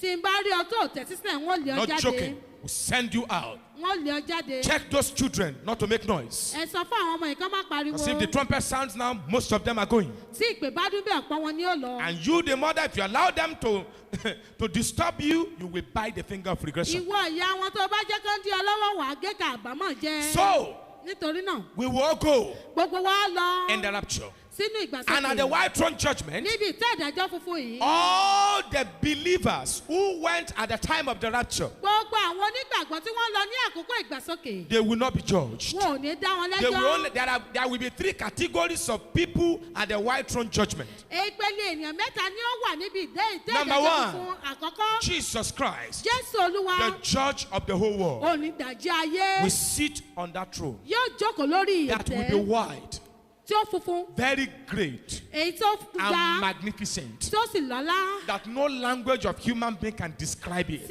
èdè ènìyàn kò lè ṣàlàyé You will rẹ̀. sit on it. Yóò jókòó lé. That's number one thing you will see at the white throne judgment. Ohun àkọ́kọ́ tó rí níbi ìtẹ́ ìdájọ́ náà Number funfun ìkejì. All the resurrected believers and the believers that did not die but God changed up at the time of the rapture, they will all be spectators at the white throne judgment. Gbogbo àwọn òkú onígbàgbọ́ tó ti jíǹde àti gbogbo àwọn onígbàgbọ́ tí a pa láradà nígbà ìgbàsókè wọ́n jókòó bí olùwòran níbi ìtẹ́ ìdájọ́ ńlá funfun. None of them will be judged Kò sí kankan nínú wọn tó dá because they have lẹ́jọ́. forwarded their sins into judgment before they die. Torí pé wọ́n ti dá ẹ̀ṣẹ̀ wọn lẹ́jọ́ kí wọ́n tó kú. Wọ́n ti fi ẹ̀ṣẹ̀ wọn sọwọ́ sí ìdájọ́. They have forwarded their sins to judgment before they die. Wọ́n ti fi ẹ̀ṣẹ̀ wọn ṣọwọ́ sí ìdájọ́ kí wọ́n tó kú. And then, as they died, Bí wọ́n sì ṣe kú, it is the righteousness that are following them. òdodo ló wá ń tẹ̀lé wọn But the lẹ́yìn. wicked dead, Ṣùgbọ́n àwọn òkú ènìyàn búburú, they died in wickedness. wọ́n kú sínú ìwà They búburú died wọn. in sin. Wọ́n kú sínú ẹ̀ṣẹ̀. When they now resurrected to the white throne judgment, Nígbà tí wọ́n bá sì jíǹde lọ síbi ìtẹ́ ìdájọ́ ńlá funfun their yìí, iniquities and sins will be following them. àwọn àìṣedédé àti ẹ̀ṣẹ̀ wọn yóò máa tẹ̀lé wọn None of lẹ́yìn. them will be justified. Kò sí kankan nínú wọn tá ò dá So all láre. the wicked dead, they will rise up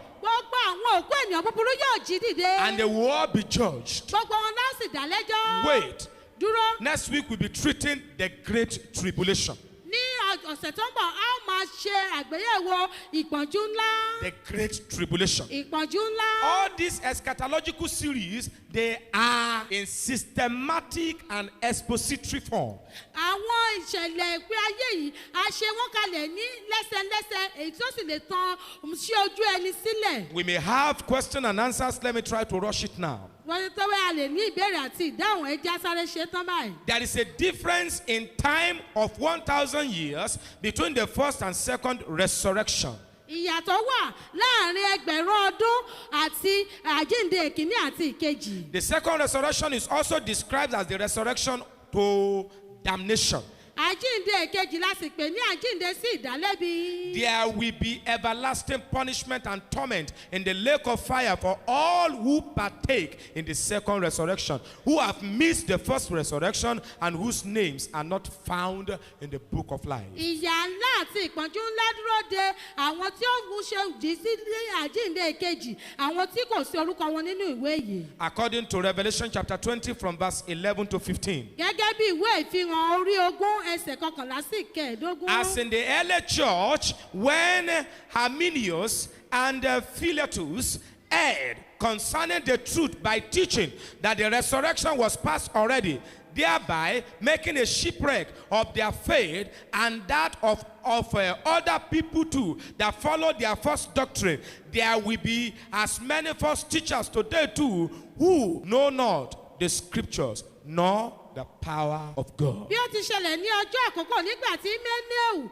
àti Fílétù ṣìnà ní ti òtítọ́ ẹ̀kọ́ pé àjíǹde ti kọjá ná, tí wọ́n sì ń bi ọkọ̀ ìgbàgbọ́ ṣubú àti gbogbo àwọn tí ó ń tẹ̀lé ẹ̀kọ́ òdì wọn, àìníye àwọn olùkọ́ èké lóde òní ti ẹ̀kọ́. That they know not the scriptures tí wọn kò mọ ìwé mímọ́ nor the power of God. tàbí agbára Ọlọ́run. And they have since overthrown the faith of many people. tí wọ́n sì ti bi ìgbàgbọ́ àwọn mìíràn ṣubú. That you can see in 2 Timothy chapter 2 from verses 17 and 18. eléyìí la lè rí ní Tímótì kejì orí kejì ẹsẹ̀ kẹtàdínlógún sí ìkejìdínlógún. Today, many false teachings on the resurrection of the dead abound, having the same devastating effects on all who believe them. lónìí ọ̀pọ̀ ẹ̀kọ́ èké lórí àjíǹde ni ó gbòde kan tí wọ́n sì mú ìparun bá gbogbo àwọn tí ó gbàgbọ́ lára àwọn ẹ̀kọ́ kan náà ni. Among such doctrines are, lára àwọn ẹ̀kọ́ kan náà ni. number 1,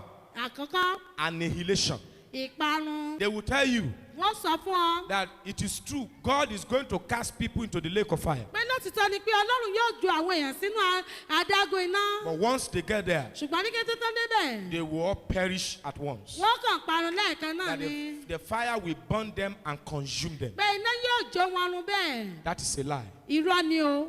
It's a lie. irọ́ ni. Number 2, ìkejì purgatory. púgátórì. What is purgatory? kí ni púgátórì Ask the jẹ́? Catholic people. ẹ lọ bí àwọn tó ń lọ sí ìjọ kátólíìkì. They will tell you there is purgatory. wọ́n á ní púgátórì wà. What's the meaning of purgatory? kí ni ìtumọ̀ púgátórì? That is the intermediary stage between the torture and the kingdom of God. pé ibi àgbede méjì láàrin ìdálóró àti ìjọba Ọlọ́run. That after death, pé lẹ́yìn ikú if you die as a sinner, tó o bá kú gẹ́gẹ́ bí God ẹlẹ́ṣẹ̀ will put you in purgatory, Ọlọ́run yóò fi ọ síbi where púgátórì. your sins will be temporarily punished. ibi tí wọ́n ti fìyà ẹ̀ṣẹ̀ rẹ jẹ́ fúngbà díẹ̀. And then you now graduate from that place to the kingdom of God. wà wá dàgbà jáde kúrò níbẹ̀ lọ sí inú ìjọba Ọlọ́run. Jesus and the Bible says they are liars. Jésù àti Bíbélì sọ wípé òpùrọ́ ni wọ́n.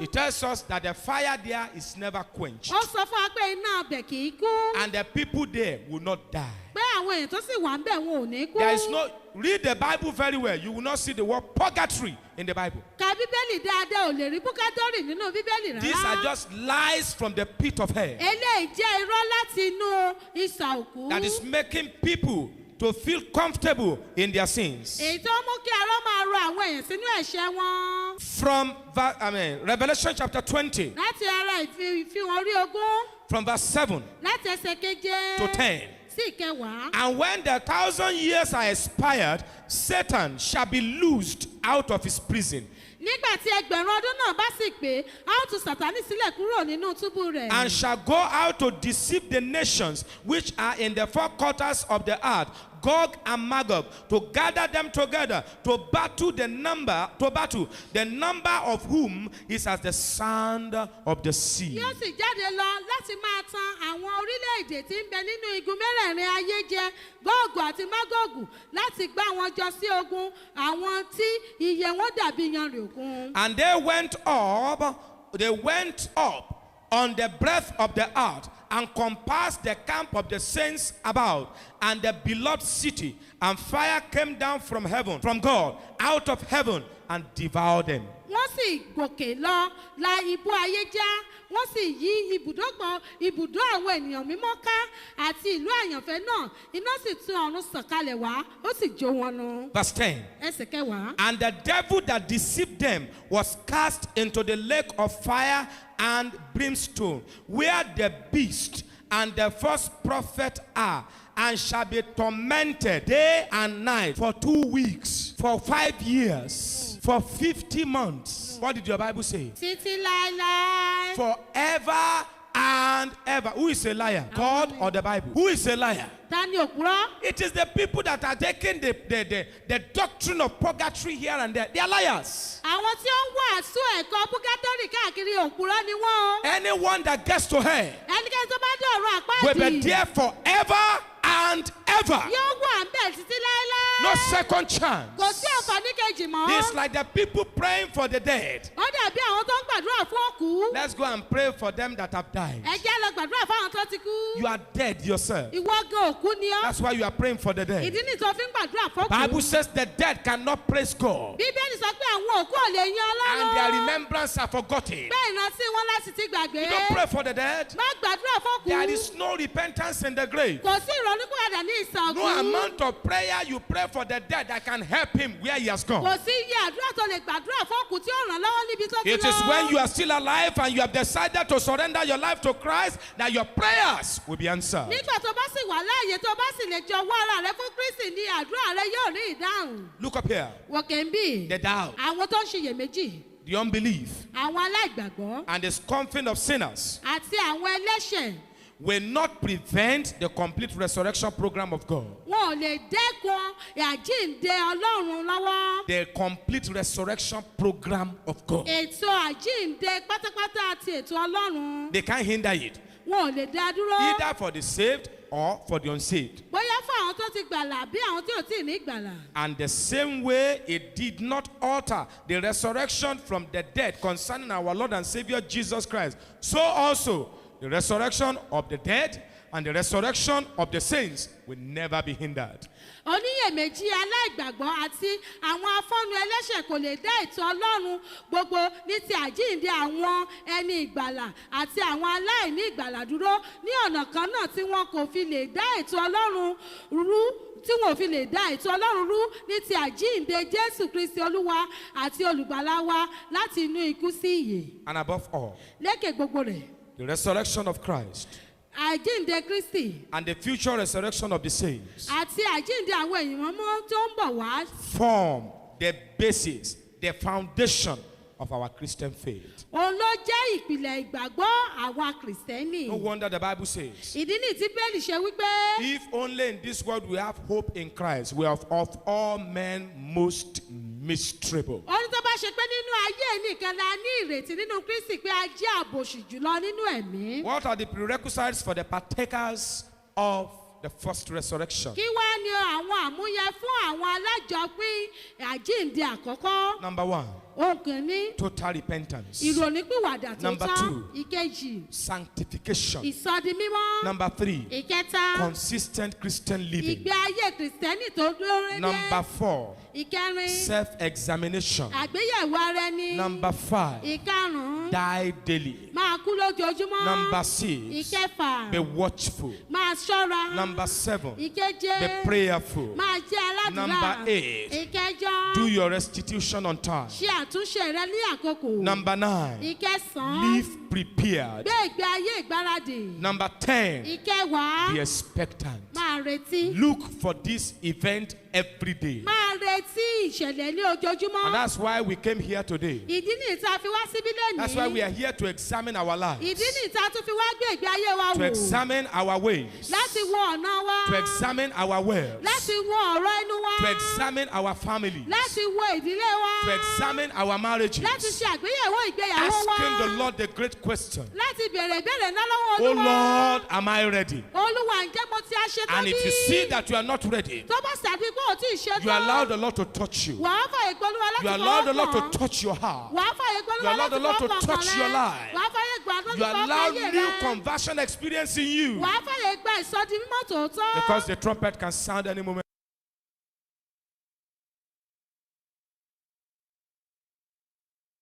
Ìjọ ti ṣetán fún ọjọ́ There's ńlá a great yìí. day coming. Ọjọ́ ńlá kan ń bọ̀. A great day coming. Ọjọ́ ńlá kan ń bọ̀. Ọjọ́ ìbànújẹ́ kan ń When the bọ̀. sinner shall be told, depart from me, you workers of iniquity. Nígbà tí a sọ fún àwọn ẹlẹ́ṣẹ̀. I went to the lake of hell.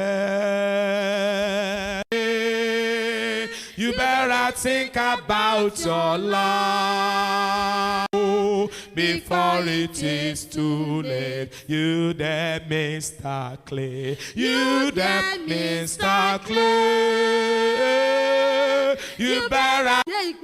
Apostle Ayo Babalola is waiting for me. Apostoli Babalola ń dúró dè mí. Abraham is waiting for me. Abraham dúró dè mí. Joseph is waiting for me. Joseph ń dúró dè mí. Shadrach, Meshach, and Abednego, they are waiting for me. Shadrach, Meshach, àti Abednego Isaiah is dúró dè waiting mí. for me. Isaiah ń dúró dè Joshua mí. is waiting for me. Joshua dúró dè mí. David is waiting for me. David dúró dè Solomon mí. is waiting for me. Solomon dúró Charles dè Jeffin mí. is waiting for me. Charles Jeffin Are dúró you dè praying mí. or you are still looking at me? Ìjọ ń This is the gbàdúrà time mi. to pray. Àkókò Oh láti Lord, gbàdúrà. prepare me. Olúwa Oh pèsè Lord, mí. prepare me. Olúwa Oh pèsè Lord, mí. prepare me. Olúwa Oh pèsè Lord, mí. prepare me. Olúwa Oh pèsè Lord, mí prepare sílẹ̀ me.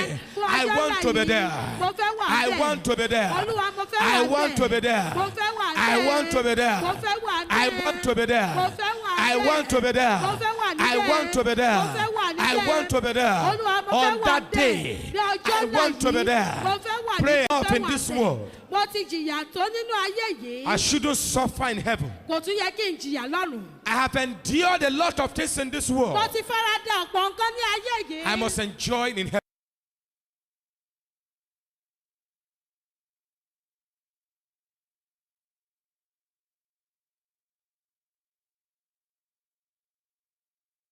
My mansion is waiting for me. Ilé ńlá mi dúró dè My mí. crown is waiting for me. Adé mi dúró dè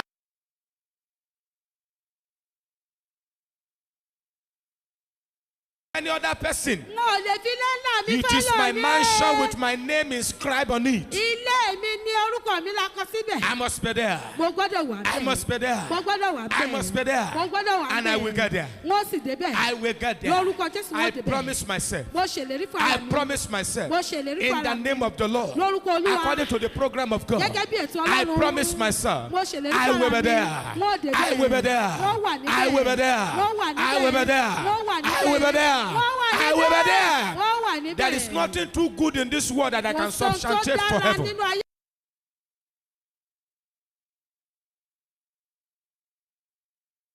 That I can use to substantiate for Tí mo lè heaven. fi dípò ọ̀run mi. If I miss heaven, Tí n bá pàdánù ọ̀run. I will cry. Wọ́n sùn ké. If I miss Tí heaven, n bá pàdánù ọ̀run. I will not forgive Mo ò myself. ní dáríjì ara mi. Talk to God in prayer. Bá Ọlọ́run sọ̀rọ̀ nínú àdúrà. Talk to God in prayer. Bá Ọlọ́run sọ̀rọ̀ Oh nínú Lord, àdúrà. prepare me. Olúwa pèsè mi Oh sílẹ̀. Lord, prepare.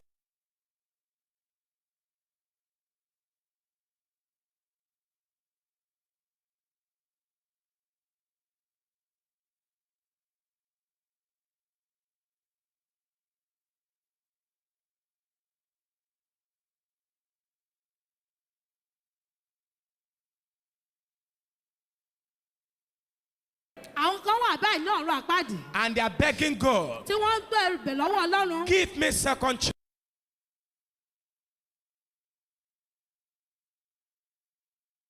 Wọ́n ronú pé àná. If I go, Tí n bá lọ. please God, Jọ̀wọ́ Olúwa. just 1 minute. Fún ìṣẹ́jú kan. Let me come and rectify my ways. Jẹ́ kí wọ́n tún ọ̀nà mi ṣe. And the Lord is telling them, Olúwa sì wí fún wọn. time up, Àkókò tí yín ti kọjá. time up, Àkókò rẹ ti tán. time up. Àkókò ti tán. You have misused your Ó ti opportunities. ṣe àǹfààní tí ẹ lò. The time you ought to spend in repentance, Àkókò tó yẹ kó o lò fún ìrònú pàdà. you use it in partying. O lò fún ṣe ijó ayé. You use it for bleaching.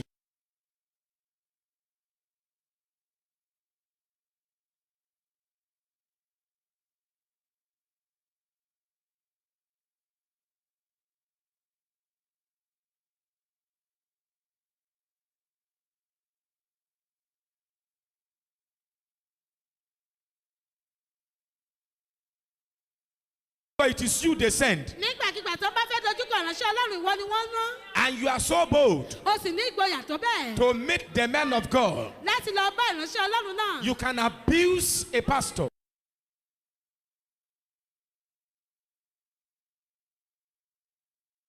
Ronú pé àdá nísinsìnyí. If not so, Bí bẹ́ẹ̀ kọ́.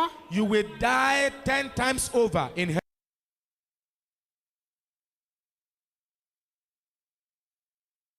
Ju ọ. And you will remember Wà wá rántí. that the time I ought to spend for repentance, Pé àkókò tó yẹ kó o lò fún ìrònúpìwàdà. I wasted it. Pé o fi ṣòfò. My friend, are you wasting your time? Ọ̀rẹ́ mi tó ń fi àkókò tí ẹ ṣòfò bí. Or you are saving time? Àbí òun pa àkókò rẹ Where will mọ́. you be on that day? Níbo ló wà ní ọjọ́ náà? Don't just be going to churches around. Má kàn máa lọ sílé ìjọsìn káàkiri. I'm looking for prosperity. I must make money. Kó o máa wá ìlọ́rọ̀ kiri pé o gbọ́dọ̀ lọ́wọ́. I must buy cars. Kó o gbọ́dọ̀ rọ ọkọ̀ I ayọ́kẹ́lẹ́. must build houses. Kó o gbọ́dọ̀ kọ́ ilé. Well, Ladilawa had all these things, Ládì làwọn ní gbogbo ohun tá à ń sọ yìí. and now he left them behind. Báyìí ó fi gbogbo ẹ̀ sílẹ̀. Why can't you think?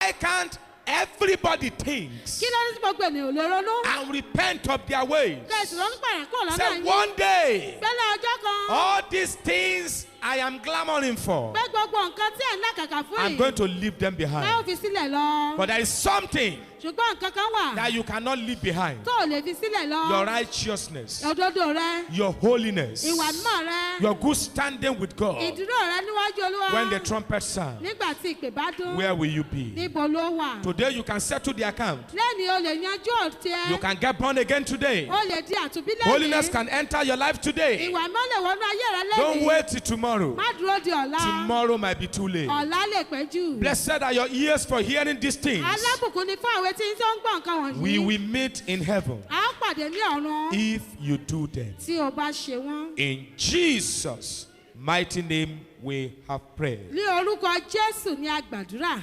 Amen. Àmín.